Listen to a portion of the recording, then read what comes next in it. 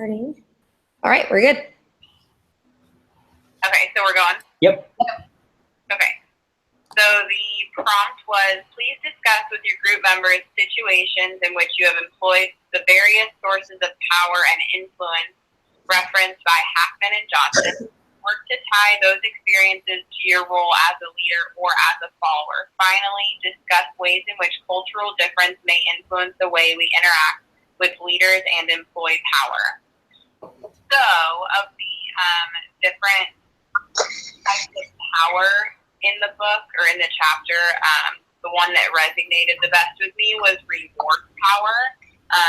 That one I seem to respond better to that type of power, like as a follower, and I like using it as a leader.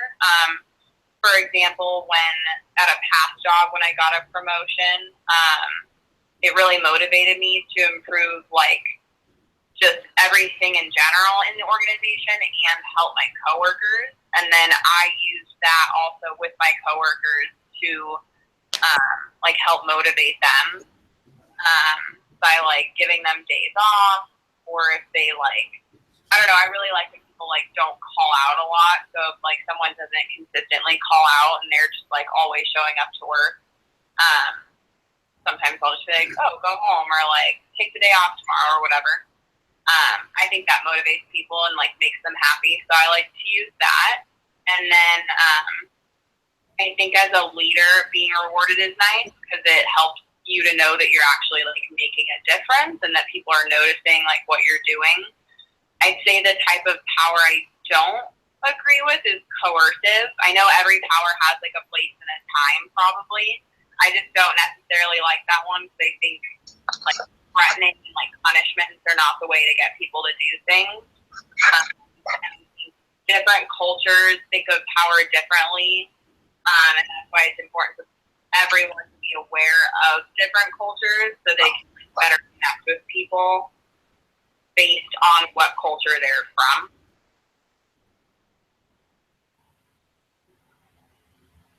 All right, Eric. Cool.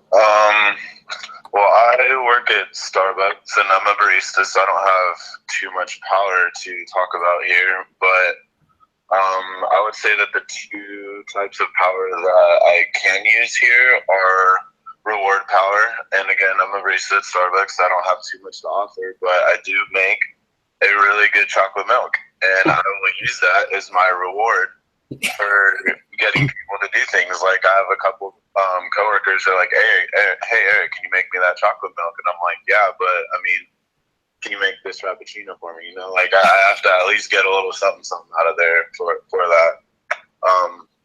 But other than that, I don't have too much to offer. I guess if I could relate this to my house life, I could say that I can offer, you know, my little brothers $1 or something. To, you know, maybe like take out the trash for me, or like, I don't know, go get something for me. Other than that, I don't have too much reward power to offer working at Starbucks as a barista. One power that I can say that I use a little more often is expert power. I've been working for Starbucks for over 4 years. I'm pretty good at what I'm doing. I've always been a pretty high performance barista.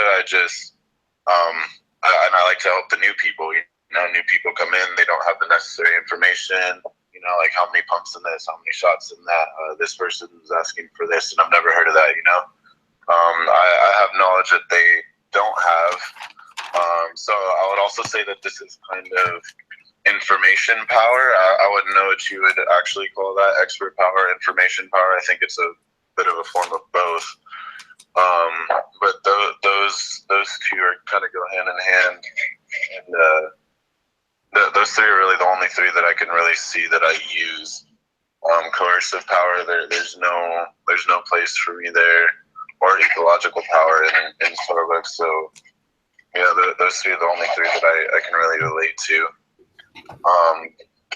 When it comes to culture, though, I think it can be hard to approach people from different cultures. You don't really know how they're going to respond or react to certain things. But the way I kind of go about it is similar with everybody. I like to establish a business relationship with them first. I like to be nice and professional, make sure that, you know, not breaking any rules here. And then I'll kind of like work into my personal friendship / business relationship. That's when I can, you know, start joking around with other people. But even then, even culture affects the certain jokes that I can say around other people. But in the end, I feel that culture does affect it, just because you have to take certain routes with certain people. But in the end, I feel like it's very similar. You kind of have to start off very professional, and you have to be a good listener. You know, once you understand where people are coming from, where, you know, you'll kind of get the type of person they are, and then you'll understand their leadership methods to take approaching that person. But I feel like culture mainly only affects the time it takes to get there. Other than that, I feel like the route is kind of the same. Culture just kind of affects how long it takes for you to truly understand that person. But I feel like that's for good leaders anyways. I feel like you can just kind of jump in there and then get the thing over with. But I feel like with good leaders, culture will kind of just affect the timing of it all. Other than that, culture doesn't have like a crazy amount, but it affects it. Okay, my turn, right? All right, so I did that thing, and you know, where you like test yourself, and I got referent and expert. They both had the same score, and I believe it's because I was a shift supervisor for 2 years, and you know, I started off as a barista and went to shift supervisor and then back as barista. When I was a shift, I consider myself a role model because, you know, like I would kind of use that thing for reward too, be like, hey, if you do this, I'll give you that. But then also, like, I wanted to ensure that my partners were doing their job and that, you know, that my time management skills were on point, because if that wasn't on point, then everything would be chaotic and they would be stressed out and I would be stressed out. So the thing for me was less stress for them. And, you know, they really enjoyed working with me. I wanted to make sure they enjoyed working with me. And then for expert, I'm just like Eric. I've been with the company for 6 years. So going back as a barista, a lot of new people like ask me questions or they look up to me. And even partners that have been there for like 2 or 3 years, they're like, hey, how do you do this? Or how do you do that? What's the expiration date on this? And I guess because I'm like more knowledgeable, but also like this is my 5th store. So like I learned something new in every store, and Starbucks is still a growing experience for me no matter what. Then for cultural, like Donnie said, it's all about their background. So it's to understand each individual. You know, I kind of, unlike Donnie like does the professional, and then, I'm sorry, not Donnie, I'm sorry, Eric. I was like, I haven't talked yet. Unlike Eric, I don't know why I got you guys confused, sorry. Unlike Eric, he like, you know, does the business part and does the joking part. I do both, just because I'm a very sarcastic person and I want them to have fun in this work environment, because Starbucks can be stressful. So each person is different and each person accepts things differently. So it is important that you change the way you talk to each individual, so they know that, hey, you understand them. And I think that's it for me. Did you guys see me cut out? Yeah. Okay. I'm sorry I missed part of yours. So I was going to talk about. Computer shut down. My bad. I was going to talk about reward, but I feel like we've talked about enough. And I was actually going to talk about coercive because Isabel talked badly about it, and she's my group rival, obviously. So now I have to talk for it. So this week I had an experience with reward where like I closed a different store and I was really nervous, and so I offered them like, we can have a drink contest if we work really well, and we did. We had extra time, so we had a drink contest, but we can talk about that for next week or something. But yesterday actually I had a barista, and I'm a shift manager, and I had a barista get verbally and visually upset on the floor in front of customers, and that's not okay. You all work at Starbucks? Yeah, everyone at ASU Online works at Starbucks. Just about everyone. And so we got kind of caught up, and I have a good relationship with this barista. We've worked a few times together, and we just kind of clicked well. And so I felt it was okay for me to be more firm and more aggressive, if you want to say, with how we had to discuss this as a barista and a shift supervisor. And so I was able to rely on our relationship and told him that, hey, like, I can't have you do this. And if this continues, you're going to have to be punished. But it was effective because the way I set it up, it wasn't saying I will punish you. It was saying like, hey, like, I will have to punish you because of your actions. I don't want to, but with how like you're acting, if you continue to act this way, you're forcing my hand. And so it was much more effective in that light, saying like, hey, this is the company standard. You know that standard. You know you're not following that standard. And so I'm going to have to like do something bad. And, well, I shouldn't say I have to do something bad. That's not what I told him, but. You want to do something that you don't want to do. Yeah, I was like, you're forcing my hand in something that I don't want to have to do. And it was a much more effective conversation because I don't like those conversations because they're not pleasant and like we're friends.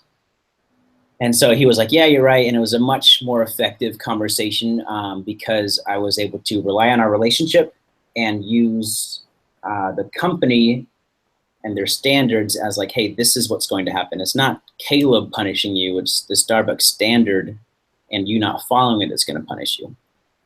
With communicating with different cultures, I married someone who's not a white American like myself. And so I experience it all the time. And I definitely think it influences every aspect of how you communicate, how you do business.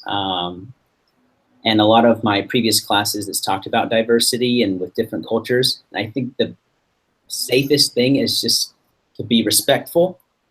And what I've noticed with different cultures and interacting with them, they always know your intentions. So you may do something that's not 3 more minutes. Customary, but if they understand your intentions, they're gonna realize that, you know, it's probably okay. All right, 3 more minutes, you guys. Donnie, all you. All right, cool. I'm going to talk a little bit about expert and reward power. I know we've talked about reward a lot, but I'm going to go at it at a little bit of a different angle. I've managed for a lot of years, so when it comes to rewarding, it's necessary, but it can be an evil as well. What I always recommend as a manager, set your rewards early on and don't overdo it, because what you're going to end up finding is that people are going to perform well when they know there's a reward, but then they're always going to expect rewards. And then you start getting them slacking off if they don't feel like they're getting a reward for it. So it's nice, but you also got to be careful with it, in my experience. And then as far as expertise, being in the same industry for 15 years, I think bringing in new people, it makes them trust me a little bit more to know that what I'm telling them is probably the right thing because I came up the same way they did. So I do have that expertise in the field. So it's helped a lot over the years. The same time, when it comes to me being a follower, if I don't have somebody that has that expertise to follow, sometimes I'm a little hesitant with it.